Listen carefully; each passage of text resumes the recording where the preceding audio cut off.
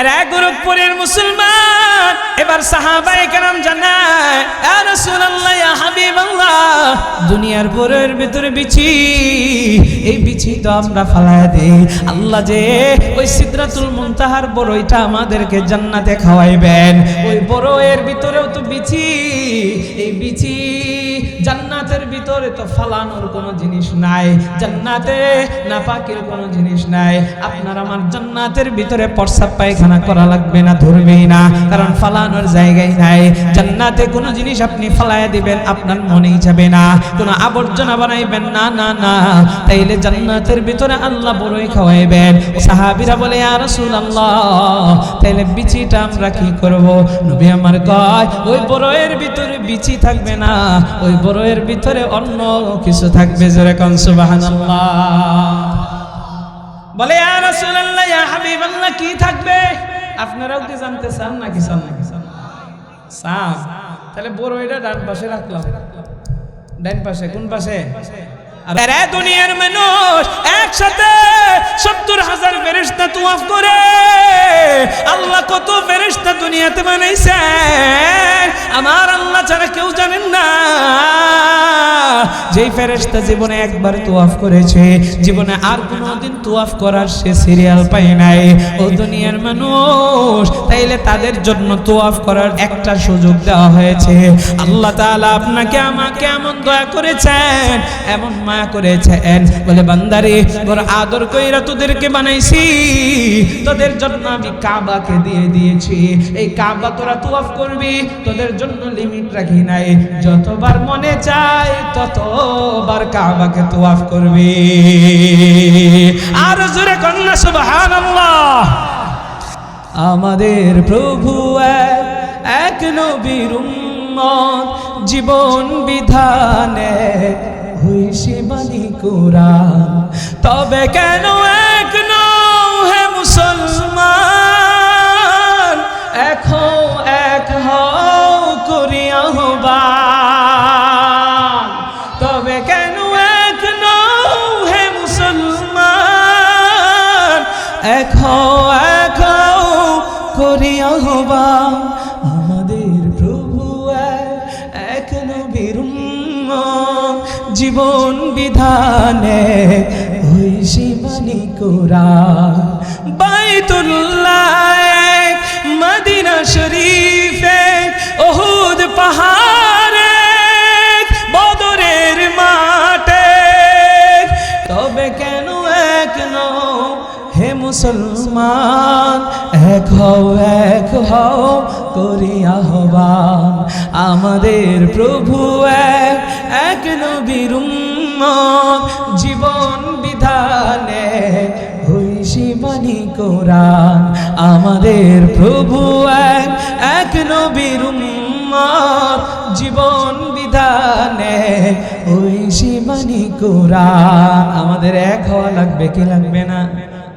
কবে? মরার পরে না মরার আগে? আরে গোরখপুরের মুসলমান, একটু দিলের কানটা লাগায় শুনবেন আর বুঝবেন। আমি আপনাদের সামনে অল্প সময় আলোচনা করব, বেশি কষ্ট আমি আপনাদেরকে দিতে চাই না, রাত গভীর হয়ে গেছে। ও আব্বাজান, ও যুবক ভাই, একটু দিলের কান লাগায় শুনবেন। আল্লাহ তাআলা আমাকে আপনাকে দামি জীবনটা দিয়েছেন, আল্লাহ হায়াতটারে দিয়েছেন। এই হায়াতটারে আপনি আমি হেলাই খেলাই কাটায় দিলে চলবে না। এই জীবনটাকে, এই সময়টাকে আমার আপনার কাজে লাগানো লাগবে। ও দুনিয়ার মানুষ, সময় হারাইয়া আফসোস করলে কিন্তু কোনো লাভ নাই। নবী বলেন, আদ-দুনিয়া মাজরাতুন আখিরাহ, এই দুনিয়াটা হচ্ছে আখিরাতের খেছুরো। আর এই দুনিয়ার মানুষরা, আমি আপনি রিজিকের জন্য, আপনার আমার খাবারের জন্য এই পৃথিবীতে আমি আপনি কিন্তু ফসল আদি উৎপাদন করে, ব্যবসা বাণিজ্য করে, বিভিন্ন ধরনের চাকরি বাকরি করে। ও দুনিয়ার মানুষ, রিজিকের জন্য জন্যে টাকা পয়সা কিন্তু ইনকাম করি। নবী আমার জানায় আর দুনিয়া মাজরাতুল আখিরাহ, এই দুনিয়াটা হচ্ছে আখিরাতের ক্ষেতস্বরূপ। তোমার আমার আখিরাতের জন্য এই দুনিয়া থেকে কামাই করে যাওয়া লাগবে। এই দুনিয়া থেকে কি কামাই করবা? আল্লাহর নবী যে বললেন আখিরাতের ক্ষেত হলো দুনিয়া, এই দুনিয়াতে আখিরাতে বাঁচার জন্য নেক আমল করে যাওয়া লাগবে। ও দুনিয়ার মানুষ, এই দুনিয়াতে যদি এক আমল না কামাই করে তাইলে সেই দিন কিন্তু আল্লাহর কাছে ধরা খাওয়া লাগবে। আর যদি আল্লাহর কাছে ধরা খাইয়া যায়, আমার আল্লাহ কিন্তু আপনাকে আমাকে বাঁচার কোনো সুযোগ দিবেন না। এ দুনিয়ার মানুষ রে, এই পৃথিবীতে চিরদিন বেঁচে আমি আর আপনি থাকবো না। একদিন এই দুনিয়ার জমিন থেকে আমি আপনি বিদায় নিয়ে চলে যাব। ও দুনিয়ার মানুষ, একটু চিৎকার মেরে বলেন না আপনার আমার আসল বাড়ি কোথায়? আরো জোরে কন। আপনার আমার আসল বাড়ি কবর। কারা কারা এই পক্ষে হাত তোলেন? একটা দল বার করে এখানে কয়টা দল আছে? আচ্ছা, হাত নামা। আপনার আমার আসল বাড়ি জান্নাত। কে কে আছেন হাত তোলেন। আচ্ছা, হাত নামা। দুইবার কারা কারা হাত তুলছেন দেখি? এরা জাতীয় পার্টি। হুজুর আমি আওয়ামী লীগও না, বিএনপি তো না, আমি জাতীয় পার্টি। দুই নৌকাত দিছি পাও। যেটা হইব তো একটা। কারা হাত তুলেনই না, এরা দিয়ে হাত তুলেন। সম্মানিত হাজিরে, তাহলে এখানে দুইটা দল হয়ে গেছে। এক দল বলতেছে কবর, আরেক দল বলতেছে জান্নাত।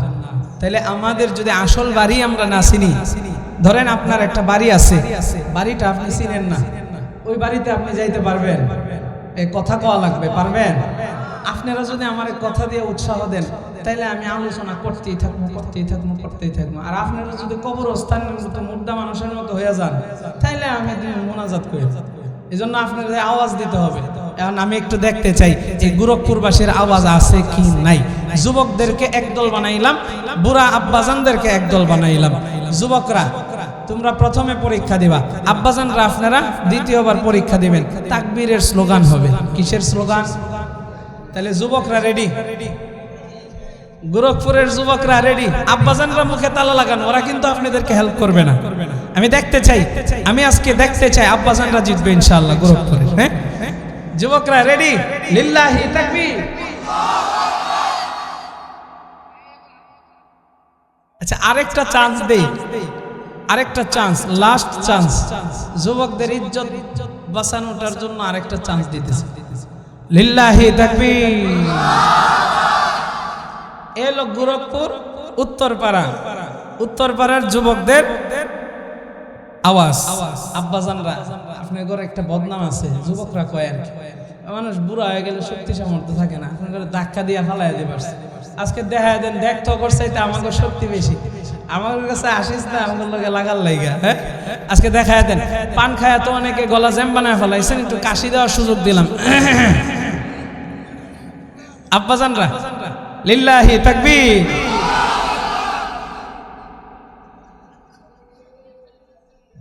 মাইরা লাইছে রে ইজ্জত। আমি বলতে চাই না কারা পাস করছে আর কারা ফেল করছে, আমরা সবাই আল্লাহরে খুশি কইরা দিব। এই রাতের বেলায় আল্লাহকে ডাক দিয়ে একসাথে উচ্চ আওয়াজে লিল্লাহি তাকবীর, নারায়ে তাকবীর। আল্লাহ আমাদের এই স্লোগানকে কবুল করুক। জোরে কোন আমিন। তার মানে আপনাদের আওয়াজ আছে, আমি বুঝতে পারলাম। এই আওয়াজটা লাস্ট পর্যন্ত দেওয়া যাবে তো ইনশাআল্লাহ? মাঝে মাঝে সুবহানাল্লাহ কইবেন, আলহামদুলিল্লাহ কইবেন, আল্লাহু আকবার কইবেন। যদি ঠিক বেঠিকের কথা আসে সাক্ষ্য দিবেন ঠিক বইলা, বেঠিক আসলে বেঠিক কয়ে বলবেন যে না আপনার কথাটা বেঠিক। আওয়াজ দিবেন তো ইনশাআল্লাহ? তাহলে দল আমরা দুইটার ভিতরে ছিলাম, এক দল কয় জান্নাত, আরেক দল কয় কবর। এখন আমাদের আসল বাড়ি চিন্তা হবে। আপনার বাড়ি ধরেন, এই যে আজকের মাহফিলে আমি ঢুকছি তো অন্য রাস্তা দিয়ে, ধুরাইলের রাস্তাটা খারাপ, তা আমি ভাবছি যে এদিক দিয়ে রাস্তা ভালো হবে। তো যাই হোক, আমি মাওলানা আনিস সাহেবের কাছ থেকে জেনে নিয়েছিলাম যে হজরত আমার বয়ানটা কয়টা হবে। তো হুজুর 11টা থেকে 11:30টাই হবে। তো মুমি সিংহের অবস্থা তো আমি জানি, 11:30 বা 12টার সময় দেয় প্রধান বক্তারে। হ্যাঁ, তো যাই হোক, এই জন্য আমি ওইভাবে আসতেছিলাম নিশ্চিন্ত মনে। আর আজকে তো জানেন ঢাকা শহরে অনেক ঝামেলা গেছে। তো যাই হোক, আলহামদুলিল্লাহ অবশেষে আমার সেক্রেটারি সাহেব মাদ্রাসা সম্মানিত, উনি হেল্প করেছেন, যায় এনেছেন, এসেছে। এখন দেখেন এই যে আপনি করে এই জায়গাটা আমি প্রথমে চিনি নাই, তো এই জায়গায় চিনি না দেখে আমি আসতে পারি না। তাহলে আমাদের যদি বাড়ি আমরা না চিনি, ওই বাড়িতে যাবো কেমনে? তাহলে বাড়ি চিনার দরকার আছে না নাই? সম্মানিত হাজিরিন, বাড়ি চিনানোর জন্য কোরআনের একটা আয়াত পড়ে তারপরে কিছু প্রশ্ন করব, উত্তর দিবেন ইনশাআল্লাহ। আল্লাহ কোরআনে বলেন, ওয়াতিলকাল জান্নাতুল্লাতী উরিসতুমুহা বিমা কুনতুম তা'মালুন। আরে গোরখপুরের মুসলমান, গভীর মনোযোগ, একটু দিলের কানটা লাগায় শুনবেন। ও আমার পর্দার অন্তরালের মা, ও আমার বোনের, আরে আমি শুধু বাবা ভাইদের জন্য বয়ান করছি না, প্রত্যেকটা মানুষের জন্য আমি বয়ান করতেছি। আপনারাও একটু মনোযোগ দিয়ে শুনবেন। এরা দুনিয়ার মানুষরা, আমি আপনি যদি আমার আসল বাড়িকে আপনি আমি না চিনি, তাইলে কিন্তু ওই বাড়িতে আপনি আমি যাইতে পারবো না বাবা। এই জন্য আসল বাড়ি চেনার দরকার। আসল বাড়ি চেনার জন্য কোরআনের আয়াত পড়লাম। ও দুনিয়ার মানুষ, এবার একটু আপনাদেরকে আমি প্রশ্ন করতে চাই, বলেন তো দেখি আপনার আমার আদি পিতার নাম কি? এই তো আওয়াজ কমে গেছে, জোরে বলেন। এরা দুনিয়ার মানুষ রে, আদম নবী আপনার আমার বাবা, আম্মা জান হাওয়া আপনার আমার মা, তাদের ঘর থেকে কিন্তু পর্যায়ক্রমে এই পৃথিবীতে মানুষের আগমন ঘটেছে রে মুসলমান। ও দুনিয়ার মানুষ, এবার আমি আপনাদেরকে একটু বলতে চাই, আদম নবীকে আল্লাহ বানাইয়া সর্বপ্রথম জান্নাতের ভিতরে রাখলেন। আদম নবীকে বললেন, রে আদম, এই জান্নাত হচ্ছে তোমার বাড়ি, এই জান্নাতের যেখানে যাইতে মনে চাই তুমি যাইবা, যা খাইতে মনে চাই তুমি খাইবা, কিন্তু ওয়ালা তাকরাবা হাযিহিশ শাজারা। আপনারা এই বয়ান জানেন, একটা গাছকে ইশারা করে আল্লাহ জানায় দিলেন, এই গাছের নিকটবর্তী হয়ো না, ফল তো খাওয়া দূরের কথা। এক পর্যায়ে শয়তান আদম নবীকে এই ফলটা খাওয়াইছেন, এটাও আল্লাহ তাআলার বিশেষ হিকমা। আদম নবী যদি ফল না খাইতেন, এই দুনিয়াতে আদম নবী আসতেন না। আদম নবী দুনিয়াতে আসলে তাইলে আদম সন্তানও দুনিয়াতে আসতেন না। আরে দুনিয়ার মানুষরা, সেটা ভিন্ন বয়ান, ওদিকে যাচ্ছি না। আমি যে বিষয়টা বুঝাইতে চাই, আদম নবীকে আল্লাহ ঘোষণা করে দিলেন, তোমার বাড়ি হচ্ছে জান্নাত। ও দুনিয়ার মানুষ, ওই আদম এবং আম্মা জান হাওয়া থেকে আমি আপনি দুনিয়াতে আসছি। এবার একটু প্রশ্ন করব আপনাদেরকে, বলেন তো দেখি, দুনিয়াতেও আমাদের একজন জন্মদাতা পিতা আছে না নাই? তালে তালে জবাব দিতে হবে, আছে না নাই? এ গোরখপুরের মুসলমান, আপনার আমার একজন জন্মদাতা মা আছে, জন্মদাত্রী মা আছে। বাবা এবং মায়ের ঘর থেকে আমরা এসেছি। ও দুনিয়ার মানুষ, ওই মা বাবার যে সম্পদগুলো থাকে, এই সম্পদের ওয়ারিশ সূত্রে সন্তান হয় মালিক। আমি আপনি আমার আপনার মা বাবার ওয়ারিশ সূত্রে সম্পদের বাড়ির মালিক হই, গাড়ির মালিক হই, জমি জামার মালিক হই। ও দুনিয়ার মানুষ রে, তাইলে সন্তান হিসাবে ওয়ারিশ সূত্রে মালিক হই বাড়ি গাড়ির। ও দুনিয়ার মানুষ, গভীর মনোযোগ দেবেন, এদিক সেদিক তাকাইবেন না, আমার দিকে প্রত্যেকেই নজর দেন। আমি আপনি আদম নবীর সন্তান, আদম আম্মা জান হাওয়া আমাদের আদি বাবা এবং আদি মাতা, তাদের সন্তান হিসাবে আমরাও তো তাদের সম্পদের ওয়ারিশ সূত্রে মালিক হব। আদম নবীকে আল্লাহ তাআলা জান্নাত বাড়ি হিসাবে দিয়েছেন। এবার একটু জবাব দিবেন, আদম নবীর বাড়ির নাম কি? তালে তালে তো হইল না, জোরে কর। আদম নবীর বাড়ি হচ্ছে জান্নাত, আর আমরা হইলাম আদম সন্তান। আমার আল্লাহ বলেন, ওয়াতিলকাল জান্নাতুল্লাতী উরিসতুমুহা বিমা কুনতুম তা'মালুন।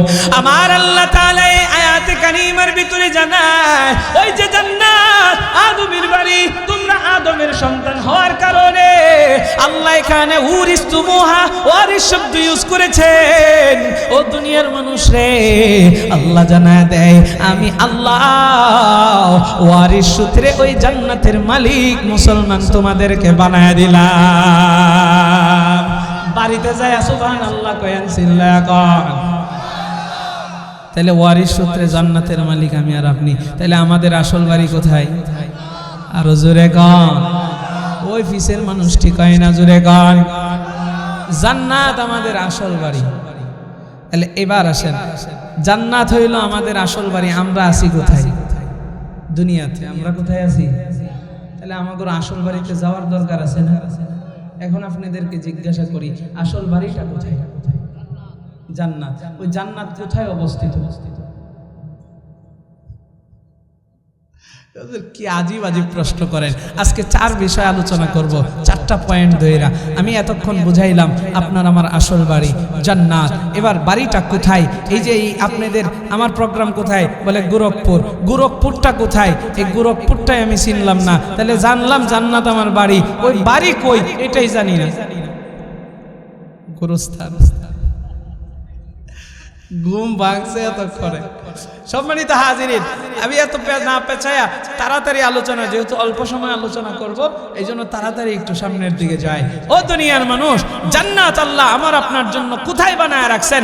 আল্লাহ কোরআনে বলেন, ইনদা সিদরাতিল মুনতাহা ইনদাহা জান্নাতুল মাওয়া। আর গোরখপুরের মুসলমান, 2 নম্বরে আমি আপনাদেরকে জানাইতেছি, ওই জান্নাত আপনার আমার আসল বাড়ি। জান্নাতটা কোথায়? ও দুনিয়ার মানুষ মনোযোগ দিবেন, আল্লাহ কোরআনে চমৎকার কইরা জানায়, ওয়ালাকাদ রাআহু নাজলাতান উখরা ইনদা সিদরাতিল মুনতাহা ইনদাহা জান্নাতুল মাওয়া। আল্লাহ জানায় দেয় আমি ওই জান্নাতটাকে সিদরাতুল মুনতাহার নিকটে বানায় রাখছি। ধরে কোন সুবহানাল্লাহ। এবার আমি আপনাদেরকে প্রশ্ন করতে চাই, অনেকেই জানেন সিদরাতুল মুনতাহা কোথায়? জানে না। এক বাজান কইবার লইয়াও কয় না, যদি ভুল হয়ে যায় এই ফাইটটা যায়, গানটা তো ঠিকই পারেনি। হ্যাঁ, কত খেলোয়াড়ের নাম জানেন, কত নায়ক নায়িকার নাম জানেন, গায়ক গায়িকার নাম জানেন, মাগা ইসলামের কিছু কিছু বিষয় যেগুলো নিয়ে সর্বদাই উলামায়ে কেরাম বয়ান করেন, আপনারা শুনেন, শুনতে শুনতে পানিবাত হয়ে গেছে, কোথায় এটাই জানেন না। আজীব অবস্থা। আরে দুনিয়ার মানুষ, সংক্ষেপে আমি একটু জানাই দে, আর বললেন না। ওই যে মনোযোগ এদিক সেদিক চলে যায়, আপনি আমি যে মনোযোগ দেই না, উলামায়ে কেরামের জবান থেকে কথা শুনি, এক কান দিয়ে আর এক কান দিয়ে বের করে ফেলি, মাহফিলে শুনি, আবার মাহফিলের ভিতরে ফালায়াত হয়ে যায়গা। ও দুনিয়ার মানুষ, একটু দিলের কানটা লাগায়া শুনবেন আর বুঝবেন, আমার আল্লাহ ইনদা সিদরাতুল মুনতাহা, ওই জান্নাতকে সিদরাতুল মুনতাহার নিকটে বানায় রাখছেন। সিদরাতুল মুনতাহা কোথায়? আমার মায়ের নবী, নবী রহমতের নবী জানায় দেয়, ও দুনিয়ার মানুষ রে, এই যে আমি আপনি দুনিয়াতে আছি, আমার আপনার উপরে প্রথম আসমান, এই আসমানের ভিতরে এই যে মহাশূন্যটা রয়েছে, এটা হচ্ছে 500 বছরের রাস্তা। আমি সংক্ষেপে সামনে যাই, প্রথম আসমানটা আবার 500 বছরের রাস্তা মোটা, এরপরে দ্বিতীয় জমিন, ওই জমিনের মাঝখানেও আবার মহাশূন্যটা 500 বছরের রাস্তা, এরপরে দ্বিতীয় আসমান, এটাও 500 বছরের রাস্তা মোটা। এইভাবে যাইতে যাইতে আমার আল্লাহ 7টা জমিন বানাইছেন, আমার আল্লাহ 7টা আসমান বানাইছেন। এই 7 আসমানের উপরে আমার আপনার কাবা, ওই বাইতুল্লাহ বরাবর আল্লাহ তাআলা 7 আসমানের উপরে একটা মসজিদ বানায় রাখছেন, যেই মসজিদের নাম হইল বাইতুল মামুর, ফেরেশতাদের মসজিদ। এই মসজিদে ফেরেশতারা তাওয়াফ করে। আরে দুনিয়ার মানুষ, একসাথে 70,000 ফেরেশতা তওয়াফ করে। আল্লাহ কত ফেরেশতা দুনিয়াতে বানাইছেন আমার আল্লাহ ছাড়া কেউ জানেন না। যেই ফেরেশতা জীবনে একবার তওয়াফ করেছে, জীবনে আর কোনোদিন তওয়াফ করার সে সিরিয়াল পায় নাই। ও দুনিয়ার মানুষ, তাইলে তাদের জন্য তওয়াফ করার জন্য কিন্তু একটা সুযোগ দেওয়া হয়েছে। আল্লাহ তাআলা আপনাকে আমাকে এমন দয়া করেছেন, এমন মায়া করেছেন, বলে বান্দারে বড় আদর কইরা তোদেরকে বানাইছি, তোদের জন্য আমি কাবাকে দিয়ে দিয়েছি। এই কাবা তোরা তওয়াফ করবি, তোদের জন্য লিমিট রাখি নাই, যতবার মনে চায় ততবার কাবাকে তওয়াফ করবি। আর জোরে কন্যা সুবহানাল্লাহ। এ গোরখপুরের মুসলমান, ওই বাইতুল মামুর ফেরেশতাদের মসজিদ মায়ার নবী দেখে এসেছেন সবে মেরাজের রাত্রিতে। এই বাইতুল মামুর বরাবর উপরে হচ্ছে সিদরাতুল মুনতাহা। এটা একটা বড়ই গাছ, এই বড়ই গাছটাই হচ্ছে হযরত জিবরাইলের বাড়ি। এই বড়ই গাছের নিচেই হযরত জিবরাইল অবস্থান করেন। জোরে কোন সুবহানাল্লাহ। আরে দুনিয়ার মানুষরা, এই সিদরাতুল মুনতাহার নিকটে বড়ই গাছের নিকটে আমার আল্লাহ জান্নাতটা বানায় রাখছেন। আপনার আমার বাড়ি। দুনিয়ার মানুষ বলেন তো দেখি, ওই যে জিবরাইলের বাড়ি বড়ই গাছ, এই বড়ই গাছের ভিতরে কিছু হয় নাকি জানেননি? আমাদের দেশেও বড়ই গাছ আছে না নাই? জোরে কর, আরো জোরে। বড়ই কি হয়? বড়ই গাছে কি হয়? নাকি কাঁঠাল হয়? বড়ই গাছে বড়ই হয়, ওই বড়ই আমি আপনি কিন্তু খাই। এই বড়ইয়ের ভিতরে কি হয়? কথা কয় না, সবার কইতে হবে কি হয়। বিসি কইতে কি লতিক লাগে নাকি? আচ্ছা গুড়া হয়, ময়মনসিংহের ভাষায় কি গুড়া। তাহলে সিদরাতুল মুনতাহা, আশ্চর্যের বিষয় যে জিবরাইলের বাড়ি একটা বড়ই গাছ। এই বড়ই গাছটা কত বড়, এই বড়ই গাছের ভিতরে কি হয়? নবীজি সাল্লাল্লাহু আলাইহি ওয়াসাল্লাম সাহাবীদেরকে এই বয়ানগুলো করেন। আরে মাশাআল্লাহ, আলহামদুলিল্লাহ, সুবহানাল্লাহ। সাহাবীদেরকে এই বয়ান শুনেন, আল বিদায়া ওয়ান নিহায়া কত চমৎকার করে লেখা হয়েছে। নবীজির এই কথাগুলো শুনি না সাহাবীরা আশ্চর্য হয়ে যায়, জিজ্ঞাসা করে, ইয়া রাসূলুল্লাহ, এই বড়ই গাছের নিচে জিবরাইল থাকে, এই বড়ই গাছটা কত বড় একটু জানতে চাই। নবীজি বলেন, ও সাহাবীরা শোনো, এই বড়ই গাছের এক একটা পাতা যে আছে গাছের, এই পাতাগুলো হাতির কানের লতির মতো বড় বড়। জোরে কোন সুবহানাল্লাহ। বলে, ইয়া রাসূলুল্লাহ, সাহাবীরা তো সমানে প্রশ্ন করে নবীজির জানার জন্য। আল্লাহ প্রশ্ন করায় যাতে সাহাবীরা প্রশ্ন কইরা নবী থেকে উত্তর পায়, এই উত্তরগুলো উম্মত জানতে পারে। সাহাবীরা প্রশ্ন করে, ইয়া রাসূলুল্লাহ, ওই বড়ই গাছ কি শুধু আল্লাহ বানাইছে? বড়ই গাছে কি বড়ই হবে না? আল্লাহর নবী বলেন, হ্যাঁ হবে, ওই গাছের ভিতরে বড়ই হবে। মুহাদ্দিসে কেরামগণ লিখেন যে ওই বড়ই গাছে যে বড়ইগুলো হবে, এক একটা বড়ই মটকার মতো বড় বড়। জোরে কোন সুবহানাল্লাহ। কিসের মতো? জোরে কোন কিসের মতো? মটকা আছে না নাই? এখনো কি আছে? আচ্ছা, মটকার মতো বড় যদি বড়ই হয়, তাহলে বলেন তো দেখি বিচিটা কত বড় হবে? আপনার আমার দেশের বড়ের ভিতরে ছোট্ট একটা বিচি হয়, তাহলে মটকার মতো একটা বড়, এটার বিচিটা অনেক বড় না? কিন্তু ওই বড়ের ভিতরে মনে হয় না বিচি থাকবে। আপনাদেরকে এখন প্রশ্ন করতে চাই, বলেন দুনিয়ার বড়ই যখন খান, বিচি কি খান? তো ফালায় দেন না? তাহলে ওই বড়ই কি আল্লাহ অযথা বানাইছে? ওই বড়ই তো অযথা বানান নাই, আল্লাহ খাওয়াবে। সাহাবীরা বলেন, ইয়া রাসূলুল্লাহ, কোথায় খাওয়াবে? আল্লাহ বলেন, জান্নাতের ভিতরে আল্লাহ তোমাকে খাওয়াবে। যারা কোন সুবহানাল্লাহ। আর এক গোরখপুরের মুসলমান, এবার সাহাবায়ে কেরাম জানায়, ইয়া রাসূলুল্লাহ, ইয়া হাবিবাল্লাহ, দুনিয়ার বড়ইয়ের ভিতরে বিচি, এই বিচি তো আমরা ফালায় দেই। আল্লাহ যে ওই সিদরাতুল মুনতাহার বড়ইটা আমাদেরকে জান্নাতে খাওয়াইবেন, ওই বড়ইয়ের ভিতরেও তো বিচি। এই বিচি জান্নাতের ভিতরে তো ফালানোর কোনো জিনিস নাই, জান্নাতে নাপাকের কোনো জিনিস নাই। আপনার আমার জান্নাতের ভিতরে প্রস্রাব পায়খানা করা লাগবে না, ধরবেই না, কারণ ফালানোর জায়গায় নাই। জান্নাতে কোনো জিনিস আপনি ফালায়া দিবেন আপনার মনেই যাবে না, কোনো আবর্জনা বানাইবেন না, না না। তাইলে জান্নাতের ভিতরে আল্লাহ বড়ই খাওয়াইবেন, ওই বিচিটা কোথায় ফালাবো, ওই বিচিটা কোথায় ফালাবো? প্রশ্নটা বুঝবেন। সাহাবীরা বলে ইয়া রাসূলুল্লাহ, তাইলে বিচিটা আমরা কি করব? নবী আমার কয়, ওই বড়ইয়ের ভিতরে বিচি থাকবে না, ওই বড়ইয়ের ভিতরে অন্য কিছু থাকবে। জোরে কোন সুবহানাল্লাহ। বলে ইয়া রাসূলুল্লাহ, ইয়া হাবিবাল্লাহ, কি থাকবে? আপনারাও কি জানতে চান নাকি চান? চান? তাহলে বড়ইটা ডান পাশে রাখলাম। ডান পাশে? কোন পাশে? আরো জোরে কোন। লাস্টে মনে থাকলে বলবো ইনশাআল্লাহ। এরা দুনিয়ার মানুষ, তাইলে সিদরাতুল মুনতাহার কথা বলছিলাম। সিদরাতুল মুনতাহার বড়ইটা জান্নাতের ভিতরে আল্লাহ খাওয়াইবেন। ও দুনিয়ার মানুষ, প্রশ্ন এবার কিন্তু দুইটা পাইলাম। বড়ইটাকে রাখলাম যেটা অপশনাল বয়ান, এই জন্য বড়ইটাকে ডান সাইডে রাখলাম। শেষে মনে থাকলে আপনারা বললে বলে দিব। ও দুনিয়ার মানুষ, তাইলে এক নাম্বার প্রশ্ন, আপনার আমার আসল বাড়ি? উত্তর হলো জান্নাত। এবার প্রশ্ন, জান্নাতটা কোথায়? বলবেন উপরে। জোরে বলেন না, জান্নাতটা কোথায়? প্রশ্ন জানলাম দুইটা, আসল বাড়িও জানলাম, আসল বাড়ির অবস্থানটা কোথায় এটাও জানলাম। উপরে। দুনিয়ার মানুষ রে, এই জান্নাত আল্লাহ কাদেরকে দেবেন? আল্লাহ তাআলা সেই সম্পর্ক জানায় দেয়, বলে উইদ্দাত লিল মুত্তাকিন, আমি আল্লাহ মুত্তাকিনদেরকে এই জান্নাতের মালিকানা দেব। জোরে কোন সুবহানাল্লাহ।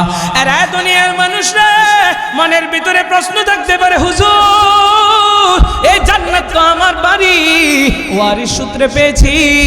তাইলে অনেক মানুষ ওই জান্নাতটা পাবে না, অনেকের জাহান্নামে যাওয়া লাগবে, যেটা হচ্ছে জেলখানা। ও দুনিয়ার মানুষ, দুনিয়াতে আপনার বাড়ি আছে, আবার থানা আছে। কেউ বাড়িতে থাকে, কেউ আবার থানায় থাকে। কেন থানায় যায়? বলে অপরাধের কারণে। অপরাধ করলে থানায় যাওয়া লাগে, ঠিক তেমনি ভাবে জাহান্নামে যাবে অপরাধের কারণে। ও দুনিয়ার মানুষ, একটু দিলের কান লাগায় শুনবেন, তাইলে দেখেন অনেক মানুষ চিরস্থায়ী জাহান্নামী হবে।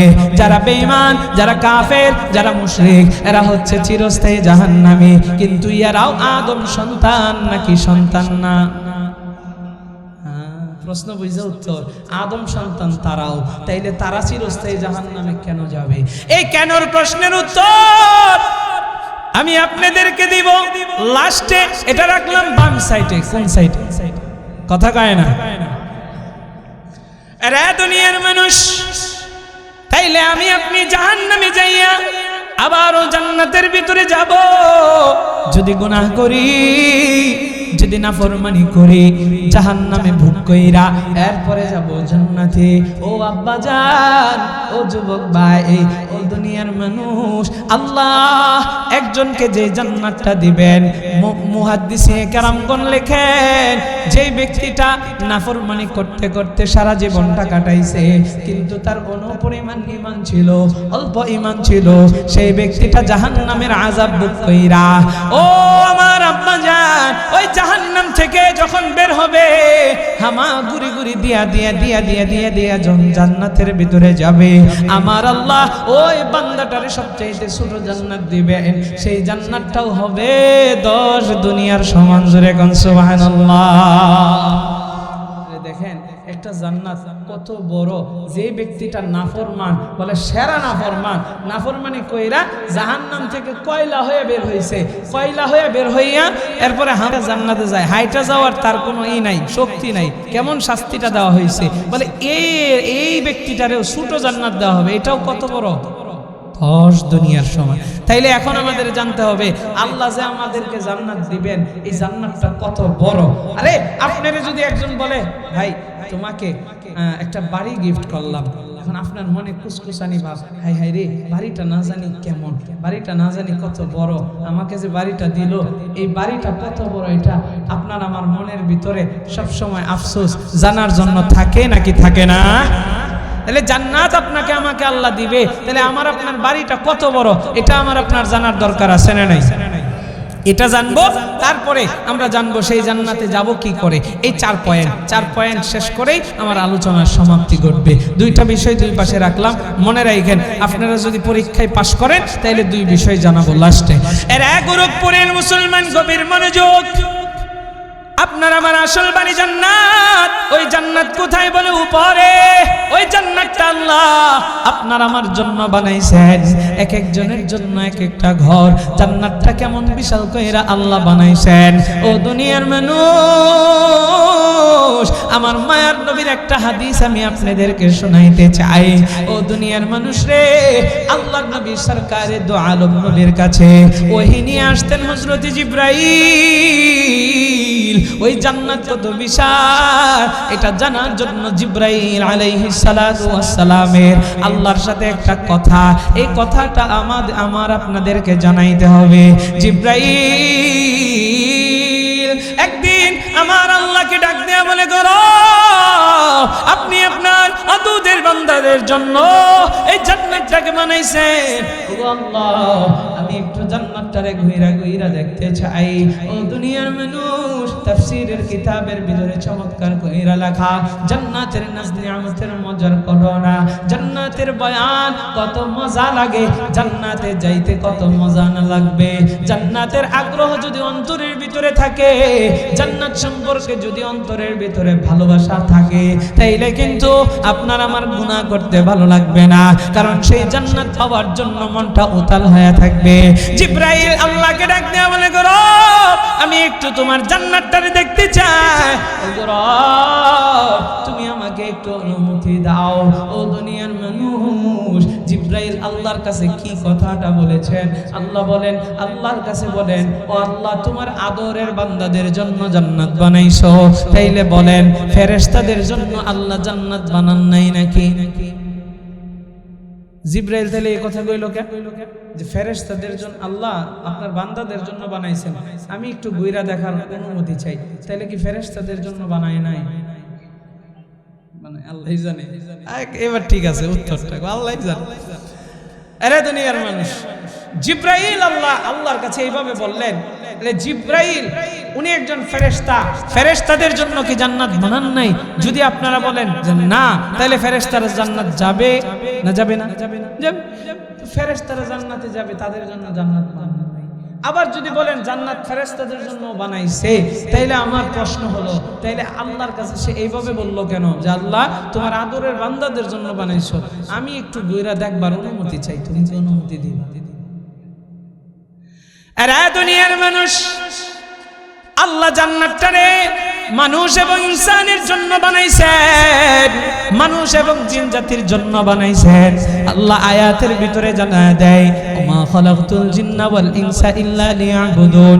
এই দুই শ্রেণীর জিন এবং মানুষের কথা আল্লাহ বললেন, এদেরকে আল্লাহর ইবাদতের জন্য বানাইছেন, গোলামির জন্য বানাইছেন, এদের জন্যই আল্লাহ জান্নাত বানাইছেন, ফেরেশতাদের জন্য জান্নাত বানান নাই।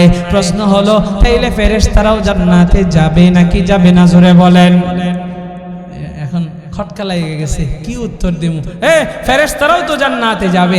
আরে দুনিয়ার মানুষ, ফেরেশতারা জান্নাতে যাবে, জান্নাত আল্লাহর কাছে পুরস্কার হিসাবে না, ফেরেশতারা জান্নাতে যাবে আপনার আমার খাদেম হয়ে। জোরে কোন সুবহানাল্লাহ। আমার আল্লাহ জানে দেয়, হুয়াল্লাযী খালাকালাকুম মা ফিল আরদি জামিআ। আমার আল্লাহ আপনাকে আমাকে সৃষ্টি করেছেন আল্লাহর গোলামির জন্য, জিন জাতিদেরকে আল্লাহর গোলামির জন্য সৃষ্টি করেছেন। আগে আয়াত বলেছি, এই আয়াতে আল্লাহ জানায় দেয় তামাম পৃথিবীতে আমি আল্লাহ যা কিছু বানাইছি সব কিছুকে বান্দা তোদের খেদমতের জন্য বানায় দিছি। বলেন তো ওই সূর্য কাদের খেদমত করে? আল্লাহর খেদমত করে। হাই রে ওয়াজ কি বুঝতেছে আল্লাহই জানে। সূর্য কাদের খেদমত করে? এই জোরে কোন সবাই? চাঁদ কাদের খেদমত করে? আমাদের। পানি আমাদের খেদমত করে। আরে সব কিছু আমাদের খেদমত করে। জমিন আমাদের খেদমত করে। হ্যাঁ, ফেরেশতারাও আমাদের খাদেম, আমাদের খেদমত করে। আমরা দুরূদ পড়ি, নবীর কাছে ফেরেশতারা পৌঁছায় দেয়। ফেরেশতারা আমাদের কাজকর্ম করে, খেদমত করে। বলে জান্নাতে ফেরেশতা যারা যাবে তাদেরকে আল্লাহ জান্নাতের ভিতরে খাদেম হিসাবে পাঠাবে। জোরে কোন সুবহানাল্লাহ। হুরফরি তো আছেই, সেটা ভিন্ন বিষয়। আরে আমার আব্বা জানো, যুবক ভাই গভীর মনোযোগ। তাইলে ওই জান্নাতটাকে আল্লাহ আমার আপনার জন্য কত বিশাল কইরা বানাইছে। জিবরাইল আমিন আল্লাহকে বলে, আল্লাহ একটু ঘুইরা দেখবার চাই। দুইটা বর্ণনা পাওয়া যায়, একটা বর্ণনার কথা যে নাই। জিবরাইলকে আল্লাহ বলেন, রে জিবরাইল, পুরা জান্নাত তুমি ঘোরার আগে আমি তোমার অনুমতি দিলাম। জান্নাতের ভিতরে একটা মাজিহ নামক মাঠ আছে, মাজিহ নামক মাঠ আছে। আবারও বলছি, এরপরে আপনাদেরকে প্রশ্ন করব, জান্নাতে একটা মাজিহ নামক মাঠ আছে। এবার একটু জোরে বলবেন, কি নামক মাঠ? মনে থাকবে তো ইনশাআল্লাহ? কত কিছু মনে রাখেন, কিছু বিষয় মনে রাখেন। বিবিকে বুঝাইতে পারবেন, সন্তানকে বলতে পারবেন। আজাইরা রাজার আর রানীর কিচ্ছা না কইয়া এই ঘটনাগুলো কইলেন, জান্নাতের কথাগুলো বললেন। বাচ্চারা মজা পাবে, বাচ্চারা আল্লাহর প্রতি ভালোবাসা জাগবে, বাচ্চারা জান্নাতের প্রতি স্পৃহা জাগবে, মহাব্বত জাগবে। বাচ্চাদের ইমানের ভিতরে আল্লাহ নূর ঢুকায়া দিবেন। যেরকম সুবহানাল্লাহ। আমরা করি কি, মোবাইলের ভিতরে আকাম কুকাম দেয়, কার্টুন দেয়। এটা দেখায় বাচ্চাদের মেজাজ সব নষ্ট করে ফেলে, চোখ নষ্ট হয়ে যাইতেছে। 2 দিন পরে চোখ আর ভালো না, চশমা লাগে, কতটি টেকরা হয়ে যায়। কি হয়ে যায়? মোবাইল দেখতে দেখতে বাচ্চারা টেকরা হয়ে যায়। আল্লাহ হেফাজত করুক। যেরকম আমিন। আরে গোরখপুরের মুসলমান, এবার আমার আপনার রব, আমার আপনার প্রভু হযরত জিবরাইলকে জানায়, ও জিবরাইল, জান্নাতের মাজিহ নামক মাঠের ভিতরে যাও, যায় জান্নাতটা ঘুইরা ঘুইরা ঘুইরা ঘুইরা দেখো। ও আমার আব্বা জান, ও আমার যুবক ভাইয়ের এক গভীর মনোযোগ। হযরত জিবরাইল এবার জান্নাতের মাজিহ নামক মাঠের ভিতরে আসছে। এখন ঘুইরা ঘুইরা দেখবে। কিভাবে দেখবে? জিবরাইলের গাড়ির দরকার আছে না নাই? কথা কয় নাকি হাইটা হাইটা যাবে? আপনারা না হাইটা হাইটাই যাই বলছে, হাইটা কতক্ষণ বেড়া হাঁটবে? জিবরাইলের যানবাহন, আমাদের যানবাহন আছে ঘোড়া, যানবাহন আছে আমাদের গাধা, যানবাহন আছে রিক্সা, যানবাহন আছে টেম্পো। যানবাহন যদি আরো দ্রুত গতি চায় তাইলে আছে প্রাইভেট কার। বলে আরো দ্রুত গতি চায় তাইলে আমাদের আছে বিমান। আরো দ্রুত গতি চায় বলে রকেট, হেলিকপ্টার। এইভাবে বিভিন্ন দ্রুতগামী আমাদের যানবাহন আছে। হযরত জিবরাইল আমিন জান্নাতের মাঠটা গইরা গইরা দেখবে। আল্লাহ যে জান্নাতটা আমার আপনার জন্য বানাইছেন, এই জান্নাতের একটা মাঠ জিবরাইল ঘোরার অনুমতি পাইছে। এবার জিবরাইল যাবে। জিবরাইলের যানবাহন কোনো ঘোড়া নয়, জিবরাইলের যানবাহন কোনো ঘোড়া নয়, জিবরাইলের যানবাহন কোনো প্রাইভেট কার নয়, জিবরাইলের যানবাহন কোনো বিমান বা হেলিকপ্টার নয়। আমার আল্লাহ জিবরাইলকে যানবাহন হিসাবে আল্লাহ জিবরাইলকে 600 নূরের ডানা দিয়েছেন। জোরে কোন সুবহানাল্লাহ। 600 নূরের ডানা। আরো জোরে, জোর হলো না। তালে তালে এ গোরখপুরের মুসলমান, জিবরাইল আমিনকে আল্লাহ 600 নূরের পাখা দিয়েছে। মুফাসসিরে কেরামগণ লিখেন, একটা ডানার কেমন পাওয়ার। বলে একটা ডানা যদি এইভাবে ওঠায় আর নিচের দিকে যদি একটা বাড়ি মারে, তাইলে জিবরাইল আমিন 1000 বছরের রাস্তা সামনের দিকে অতিবাহিত হয়।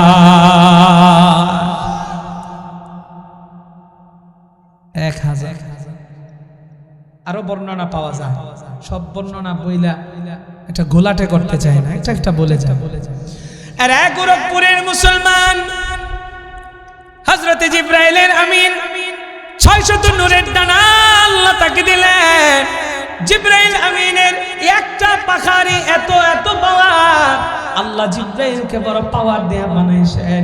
আল্লাহ সেই সম্পর্ক কোরআনের ভিতরে আয়াত নাযিল করে জানায় দেয়, ইন্নাহু লাকাউলু রাসূলিন কারীম বিকুওয়াতিন ইনদা যিল আরশি মাকিন। ও দুনিয়ার মানুষ, জিব্রাইল আমিন সম্পর্কে আল্লাহ কোরআনে বলেন বিকুওয়াতিন, অধিক শক্তির অধিকারী, এমন শক্তির অধিকারী জিব্রাইল আমিনকে আল্লাহ অসংখ্য শক্তি দিয়েছেন। যে জিব্রাইল আপনার আমার জান্নাতটা ঘুরে দেখবে, এরপরে নবীকে জানাবে, নবী আমাদেরকে জানায় দিয়েছেন। তাইলে ওই জিব্রাইল সম্পর্কে পরিপূর্ণ জ্ঞান আমাদের থাকার দরকার আছে না নাই? আর দুনিয়ার মানুষ, জিব্রাইলের পাখার খবর জানলাম, এবার জানবো জিব্রাইল কত বিশাল দেহ বিশিষ্ট। আমার মায়ার নবী, দয়ার নবী, রহমতের নবী হযরত জিব্রাইল একদিন নয়, দুই দিন নয়, অসংখ্যবার নবীর সাথে সাক্ষাৎ করেছেন, কিন্তু নবীকে একবারও আসল সুরতে দেখা দেয় নাই। বিভিন্ন সাহাবীর সুরতে যাইতেন। ও দুনিয়ার মানুষ, একদিন নবী সাহাব নবী যে আমার জিব্রাইল আমিনকে ডাক দেয়া বলে, রে জিব্রাইল, তোমার সাথে আমার সম্পর্কটা বন্ধুত্বের, এত ভালো সম্পর্ক, একটু জানতে চাই, তোমাকে আমি একটু সরাসরি দেখতে চাই, তোমার আসল সুরতে এই পর্যন্ত আমি দেখতে পারি নাই। আরে জিব্রাইল, তুমি কি তোমার আসল সুরতে আমাকে দেখা দিবানি? ও দুনিয়ার মানুষ, বন্ধু যদি বন্ধুর কাছে আবদার করে, তাইলে সেই বন্ধু আবদারটা রাখার চেষ্টা করে নাকি করে না? আরে গোরখপুরের মুসলমান, আমার মায়ার নবী আবদার করেছে। হযরত জিব্রাইল আমিন বলেন, ইয়া রাসূলুল্লাহ, ইয়া হাবিবাল্লাহ, অবশ্যই অবশ্যই আমি আপনাকে দেখা দেব। আপনি পূব আকাশে তাকায় থাকবেন, আমি আপনার সামনে আসব। নবী আমার পূব আকাশে তাকায় আছেন, চোখের পলক ফালান না। নবী আমার জীবনে জিব্রাইল আমিনকে সরাসরি অর্থাৎ আসল সুরতে দেখেন নাই, তাই নবীর ভিতরে জিব্রাইল আমিনকে দেখার আগ্রহ অনেক বেশি, এই জন্য চোখের পলকও তিনি ফালান না, তাকায় আছেন। হঠাৎ করে দেখে পূব আকাশে একটা কালো পর্দা। আমার মায়ার নবী দেখতে পায়, হঠাৎ করে পূব আকাশে একটা কালো পর্দা। আমার মায়ার নবী, দয়ার নবী, রহমতের নবী কিছুক্ষণ পরেই দেখে আবার সাদা হয়ে গেছে। এবার দেখা হযরত জিব্রাইল আমিন নবীর সামনে দাঁড়ানো। নবীর সামনে দাঁড়াইয়া বলে, ইয়া রাসূলুল্লাহ, ইয়া হাবিবাল্লাহ, আপনি কি আমার দেখেছেন? জিব্রাইল আমিনকে নবী ডাক দেয়া কই, রে জিব্রাইল, আমি দেখলাম এটা কালো পর্দা, এটাই কি তুমি নাকি? জিব্রাইল ডাক দেয়া কই, না না না, ইয়া রাসূলুল্লাহ, ইয়া হাবিবাল্লাহ, ও নবী গো, ওই কালো পর্দাটা আমি নয়। নবী গো, ওই কালো পর্দাটা হচ্ছে আমি জিব্রাইলের ডানা। আমি জিব্রাইল আপনাকে দেখানোর জন্য যখন আপনার সামনে আসতে চাইলাম, আমি আমার একটা ডানাকে মেলাইলাম, আমার পা জমিনে, মাথা হচ্ছে আসমানি। আমি একটা ডানা মেলাইছি, একটা ডানাই মাশরিক থেকে মাগরিব ঠেকা গেছে। এরকম 600 ডানা আল্লাহ আমারে দিয়েছেন। আমি আমার একটা ডানাই ফলাইতে পারি না, আমি আমার বডিটারে এই জমিনের ভিতরে রাখতে পারি না। মাথা হচ্ছে উপরে আর পা হচ্ছে নিচে। ইয়া রাসূলুল্লাহ, আমি আমার বাকি ডানাগুলো কোথায় রাখবো? আমি আমার বডিটারে কোথায় রাখবো? এই জন্য আপনার সামনে আসল সুরতে আসাটা আমার দ্বারা সম্ভব হয় নাই। এই দুনিয়াতে আমি জিব্রাইলের একটা ডানা রাখবো, এটার জায়গায় এখানে নাই। আল্লাহু আকবার। हकीकत से तू दुनिया बेखबर है, दुनिया की नुमाइश पर नजर है। ओ दुनियार মানুষ, তাইলে জিব্রাইল অনেক ছোট নাকি বড়? মানে কত বড় আল্লাহ ভালো জানেন। ও দুনিয়ার মানুষ, সেই জিব্রাইল জান্নাতে ঘুরবে মাজিহ নামক মাঠে। এবার 600 নূরের পাখা মেলাইছে, স্টার্ট মারছে। ও দুনিয়ার মানুষ, এক বর্ণনায় পাওয়া যায় 70 বছর, আরেক বর্ণনায় 70,000 বছর। আমি 70 বছরেরটাই আপনাদেরকে জানাই। জিব্রাইল আমিন টানা উঠছে। এবার প্রশ্নের জবাব দিবেন, ঘুম ঘুম ভাব দূর করে দিবেন। একটু জবাব দেন। ফেরেশতাদের খাবার লাগে, ফেরেশতাদের বউ আছে, বাচ্চা আছে, টেনশন আছে। ফেরেশতাদের কোনো টেনশন নাই, খাবারের কোনো চিন্তা নাই। এরা খাবার খায় না, এরা ঘুমায় না। ফেরেশতাদের নিদ্রাও নাই, ফেরেশতাদেরকে আল্লাহ তাআলা আল্লাহর গোলামের জন্য বানায় রাখছে, এরা গুনাহ করতে পারে না। ও দুনিয়ার মানুষ রে, এই ফেরেশতাদেরকে আল্লাহ যেই কাজে নিয়োজিত করেছে সে ওই কাজের ভিতরে ব্যস্ত আছে। হযরত জিবরাইল আমিন খাবারও লাগে না, ঘুমানো লাগে না, স্ত্রীর টেনশন নাই, সন্তানের টেনশন নাই। জিবরাইল আমিন একদিন নয়, 2 দিন নয়, 70টা বছর জান্নাতের ভিতরে, জান্নাতের ওই মাঝি নামক মাঠের ভিতরে উড়ে উড়ে ও দুনিয়ার মানুষ একটা খুঁটির কাছাকাছি যাইয়া হযরত জিবরাইল আমিন দাঁড়াইছে আর আল্লাহকে ডাক দিয়া বলে, গো রব, আমি জান্নাতের কতটুক জায়গায় এসেছি। আল্লাহ বলেন, রে জিবরাইল, টানা একটা দিন নয়, 2 দিন নয়, 70টা বছর তুই উড়লি, 600 নূরের পাখা দিয়ে উড়লি। আমার জান্নাতে এরকম অসংখ্য পিলার আছে, একটা পিলার এই পর্যন্ত তুই ক্রস করতে পারস না। আর জোরে কন্যা আল্লাহু আকবার।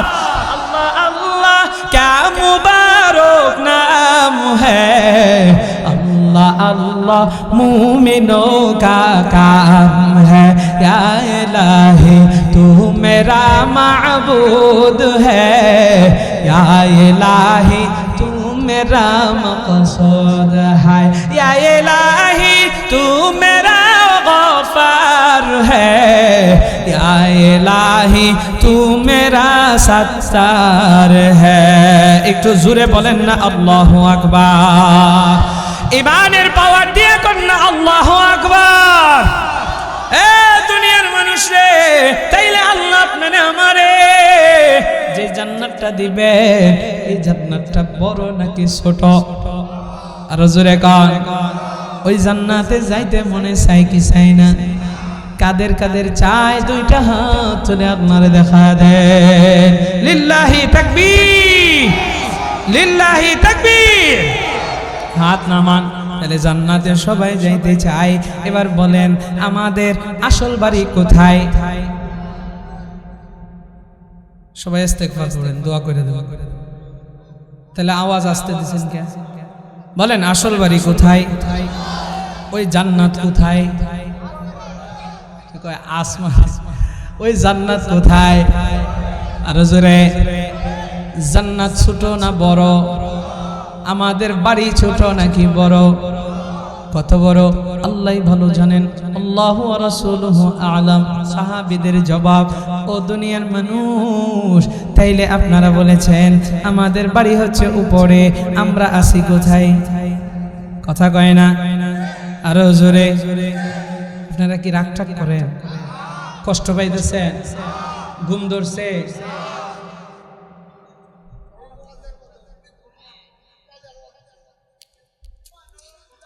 মাশাআল্লাহ, মাশাআল্লাহ। তাহলে জান্নাত উপরে, আমরা আছি কোথায়? নিচে। সম্মানিত হাজির,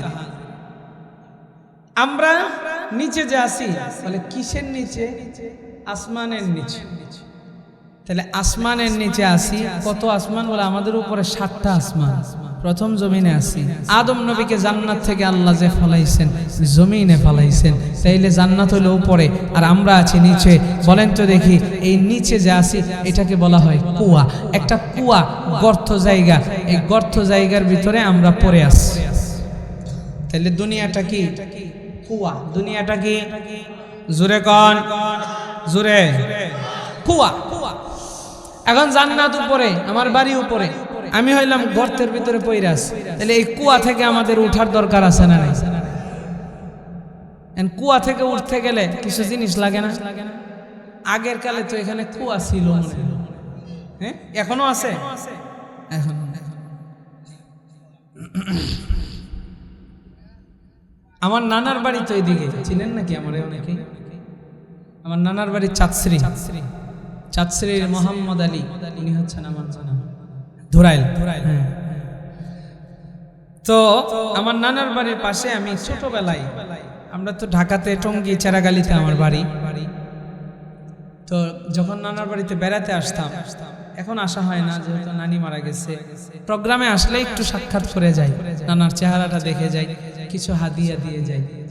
এই যুবকরা, বাবা মাকে টাকা পয়সা দিবা, নানা আছে, নানি আছে, দাদা আছে, দাদি আছে, টাকা পয়সা দিবা, ওনারা তোমাদেরকে দোয়া দিবে, যেই দোয়া তুমি অন্য জায়গায় পাইবা।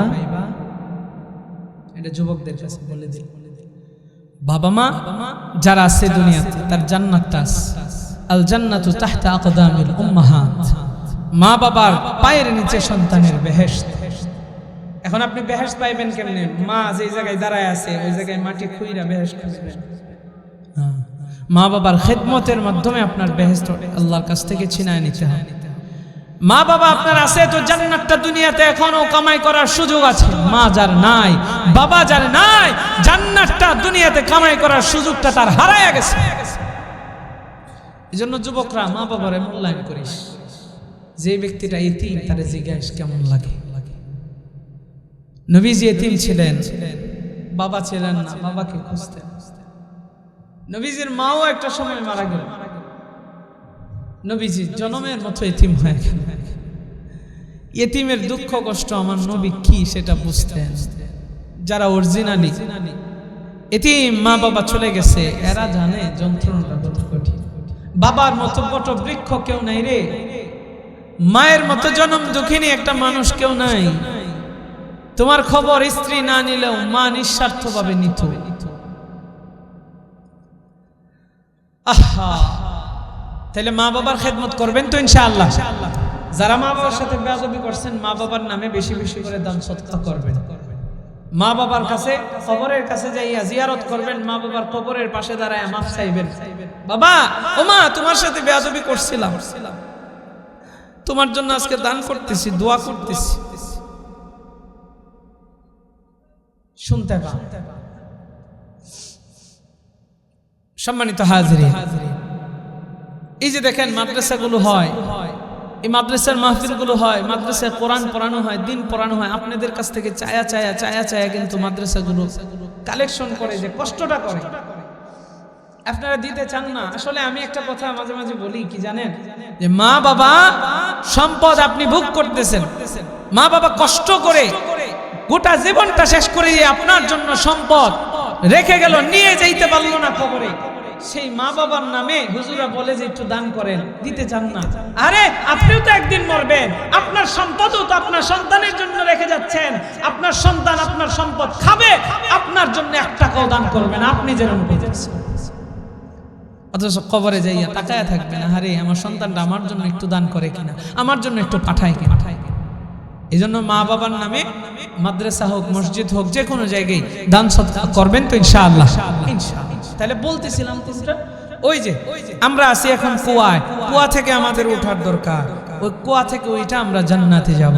বলে কেমনে?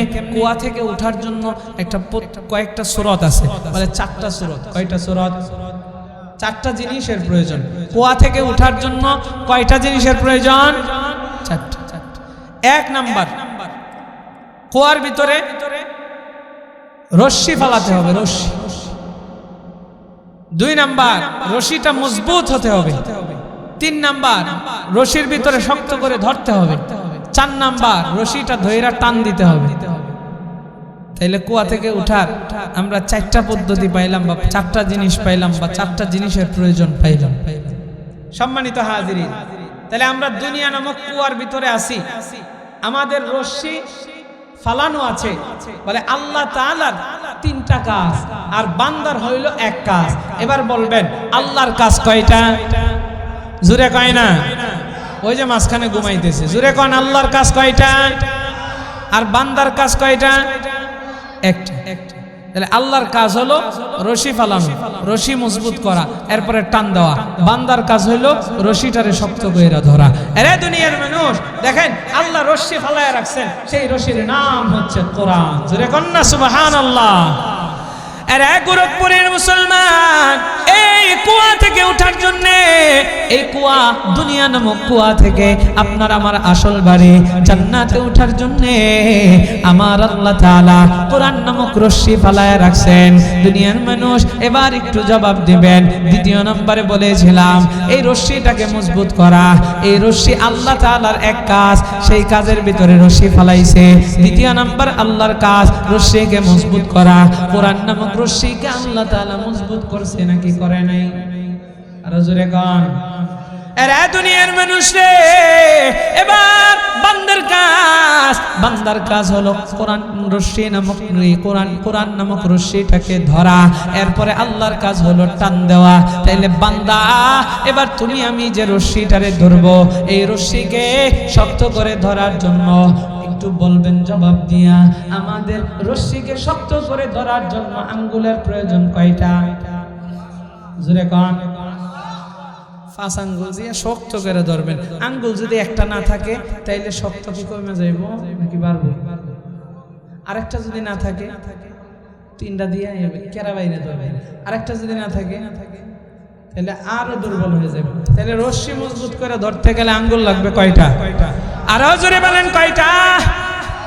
এ গোরখপুরের মুসলমান, এই 5টা আঙ্গুলের পরিচয় দিয়ে আলোচনা শেষ করব। আপনি আমি আল্লাহ তাআলা কোরআন নামক রশ্মি ফালাইছেন, মজবুত করেছেন। আল্লাহ টান দেওয়ার জন্য অপেক্ষা করতেছেন। বান্দার কাজ হলো শক্ত কইরা ধরা। শক্ত কইরা ধরতে গেলে 5টা আঙ্গুল লাগবে। ও দুনিয়ার মানুষ, একটা আঙ্গুল যদি দুর্বল হয় তাইলে কিন্তু আপনার আমার রশ্মি ধরা মজবুত হবে না। তাইলে রশ্মি ধরার জন্য আপনার আমার এক রশ্মি দরকার। আল্লাহ একটা রশ্মি ফালাইছেন, 2 রশ্মি চলবে না, 3 রশ্মি চলবে না, 4 রশ্মি চলবে না, 5 রশ্মিতে ধরলে চলবে না। ও দুনিয়ার মানুষ, 7 রশ্মিতেও ধরলে চলবে না, 8 রশ্মিতেও ধরলে চলবে না। রশ্মি ধরতে হবে কয়টা? জোরে বলে। 8 রশ্মিতে ধরে কি ধরে না? ধরলে চলবে না, রশ্মি একটা। এবার আপনি আমি রশ্মির ভিতরে ধরবো 5 আঙ্গুল। এই 5 আঙ্গুলের পরিচয়: 1 নম্বরে আকায়েদ, 2 নম্বরে ইবাদত, 3 নম্বরে মুআমালাত, 4 নম্বরে মুআশারাত, 5 নম্বরে আখলাক। আবারও বলছি, 1 নম্বরে ইবাদত, 1 নম্বরে আকায়েদ, 2 নম্বরে ইবাদত, 3 নম্বরে মুআমালাত, 4 নম্বরে মুআশারাত, 5 নম্বরে আখলাক। আকায়েদ কারে হয়? ও দুনিয়ার মানুষ, আপনি আমি কিন্তু ছোটবেলায় ইমানে মুফাসসাল পড়েছি। আমানতু বিল্লাহি ওয়া মালাইকাতিহি ওয়া কুতুবিহি ওয়া রুসুলিহি ওয়াল ইয়াউমিল আখির ওয়াল কদরি খাইরিহি ওয়া শাররিহি মিনাল্লাহি তাআলা ওয়াল বা'সি বা'দাল মাউত। আমি আপনি ঈমান আনলাম, বলে কিসের উপরে? আল্লাহর উপরে ঈমান আনলাম। ওয়া মালাইকাতিহি, আল্লাহ তাআলা ফেরেশতাদের উপরে ঈমান আনলাম। ওয়া কুতুবিহি, আসমানি যত কিতাব রয়েছে সেগুলোর উপরে ঈমান আনলাম। ওয়া রুসুলিহি, নবী এবং রাসূলদের প্রতি ঈমান আনলাম। ও দুনিয়ার মানুষ, ওয়াল কদরি খাইরিহি ওয়া শাররিহি মিনাল্লাহি তাআলা ওয়াল বা'সি বা'দাল মাউত। তাকদীরের ভালো মন্দের উপরে যা কিছু আসে আল্লাহর পক্ষ থেকে আসে, এটার উপরে ঈমান আনলাম। আপনার আমার মরারে আবার কিন্তু আপনার আমার আল্লাহর সামনে ওঠা লাগবে, এটার উপরে ঈমান রাখলাম। ও দুনিয়ার মানুষে, এইগুলো হচ্ছে আকায়েদ। আপনার আমার ঈমান মজবুত রাখার জন্য এই আকায়েদগুলোর উপরে আপনার আমার বিশ্বাস রাখা লাগবে। একটা যদিও বিশ্বাস করেন, অনেক মানুষ আছে তাকদীরকে বিশ্বাস করে না, ভালো মন্দ এটাকে বিশ্বাস করতে চাই না। দুনিয়ার মানুষ, যদি একটা দুর্বল হয় তাইলে আপনার আমার এক আঙ্গুল দুর্বল হয়ে যাবে। এই জন্য আপনার আমার আকায়েদ, আকীদা মজবুত রাখার দরকার আছে না নাই? আমরা সব কিছু সইতে পারবো, আকীদা এই বিষয়গুলো একটু সাফ রাখবো, তাইলে কিন্তু আঙ্গুলটা দুর্বল হয়ে যাবে। দুর্বল হইলে রশি মজবুত করে ধরতে পারবেন না। সংক্ষেপ করে করে সামনের দিকে যাচ্ছি। 2 নাম্বার ইবাদত। ইবাদত করা লাগবে। ইবাদতের ভিতরে কি আছে? ও দুনিয়ার মানুষ, নামাজ আল্লাহ ফরজ করেছেন, নামাজ ছাড়া যাবে না, 5 ওয়াক্ত নামাজ পড়া লাগবে। ও দুনিয়ার মানুষ, সামনে আসতেছে রোজা, রোজা রাখা লাগবে। আল্লাহ হজ্জে বাইতুল্লাহ যাদের উপরে ফরজ করে করেছেন, হজ করা লাগবে, এরকম বিভিন্ন ইবাদত আল্লাহ আমাদের মাঝে দিয়ে রেখেছেন। নবী জানায় রাখছেন এই ইবাদতগুলো পাকাপোক্ত করা লাগবে। যার ইবাদত মজবুত হবে ওই বান্দার দ্বিতীয় আঙ্গুলটা মজবুত হয়ে যাবে। জোরে কোন সুবহানাল্লাহ। আরে দুনিয়ার মানুষরা, তাইলে আমরা বেশি বেশি ইবাদত করব। আমাদের ভিতরে নামাজ ছাইরা দেয় অসংখ্য মানুষ রয়েছে। রোজার মাস আসলে রোজা রাখলে কষ্ট লাগে, রোজা রাখা যাবে না। দুনিয়ার মানুষ রে, আপনার কিন্তু একটা আঙ্গুল দুর্বল হয়ে যাবে, জান্নাতে উঠতে পারবেন না, রশিদ ধরতে পারবেন না। রশিদ যদি ধরেও আল্লাহ টান দেবেন, আপনি পয়রা যাইবেন। দুনিয়ার মানুষ একটু দিলের কানটা লাগায় শুনবেন আর বুঝবেন। 3 নাম্বার মুআমালাত, আপনার আমার লেনদেন। দুনিয়ার মানুষ রে, এই সমাজে অসংখ্য মানুষ আছে যার লেনদেন ঠিক নাই, আছে না নাই? আরো জোরে গান। একজন আরেকজনের কাছে ধার নিছে টাকা, ভাই দে, কালকে দিয়ে দিমুনি। আরে ওই কালকে আর আসে না। যে ব্যক্তি ধার দিছে এ চিন্তা করে, হাই রে আমি তারে ধার দিয়া বড় ভুল করলাম, তোর লেনদেন ভালো না, তোর আঙ্গুল কিন্তু 3 নাম্বারটা নষ্ট হয়ে যাবে। দুনিয়ার মানুষ, এই জন্য আজকাল মানুষ ধারও দিতে চায়, অথচ ধার দেওয়া কিন্তু একটা সবের কাজ। ধার যে দেয় এই ব্যক্তির স্যান্ডেল এক জোড়া নিজ দিয়ে ক্ষয় হয়ে যায়, ধারের টাকা তুলতে যায়। একবার চিন্তা করে, হাই রে আমি যারে ধার দিছি মনে হয় হেই আমার কাছে টাকা পায়। বুঝেন নাই? তার কাছে চাইতে চাইতে আপনার কাছে এক সময় মনে হয় যে আমি তার কাছে চাইতেছি, আমি বড় অভাবে আছি ভাই।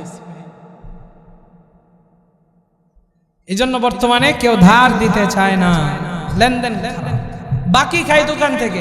বেচারা হাল খাতা দেয়, 20-30 হাজার টাকার 50 হাজার টাকার মিষ্টি খাওয়ায় আপনারে, তাও আপনি টাকা দেন না। এত খারাপ লেনদেন হয়েছে। এই জন্য মানুষ মানুষের উপর থেকে বিশ্বাস চলে গেছে, বিশ্বাস চলে গেছে। আরে দুনিয়ার মানুষ, তাইলে আপনার আমার লেনদেন ভালো হওয়া লাগবে। 3 নাম্বার বললাম, এবার 4 নাম্বার মুআশারা। আপনার আমার ব্যবহার ভালো লাগবে। ব্যবহার অনেকের ভালো না, এমন খারাপ ব্যবহার করি যখন দেখা যায় একটা মানুষ আর একটা মানুষের উপরে বিরক্তি চলে আসে। 5 নাম্বার আখলাক, আপনার আমার চরিত্র ভালো হওয়া লাগবে। দুনিয়ার মানুষরে এই 5টা কাজ যাদের মজবুত হবে